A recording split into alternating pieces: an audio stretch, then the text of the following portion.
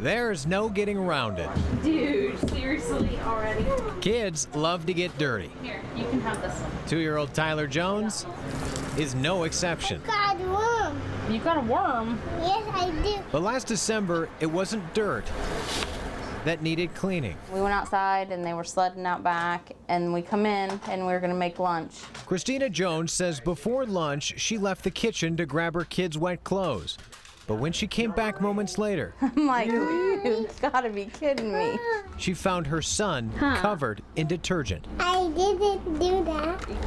He had climbed on top of the washer and got into the pack and ate one. So these have caused a lot more injury than what we would ever have guessed could come from laundry detergent. Dr. Marcel Cassavant with Nationwide Children's Hospital says since they were first introduced 3 years ago, laundry pods continue to be a top target for curious kids. They look very, very pretty. They have colors, they have shapes, they look like candies, they look like toys.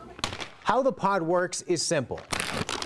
The pod itself has all the ingredients tightly packed into this packaging, and it's made of a dissolvable plastic, so all you have to do is throw it in your laundry.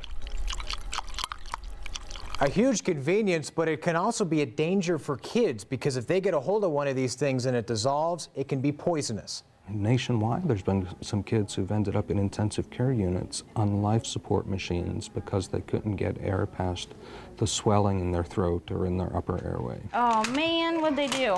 He was real pale, and then after he got sick, he just laid there. He would close his eyes, and you'd try to nudge him, and he wouldn't move. Tyler was rushed to the hospital. His mom tried her best to grasp what was happening. I was trying to hold it together because the girls were crying. They were scared, and I was scared to death, but I just didn't want them to be worse scared than what they were. And this was far from the only time this has happened.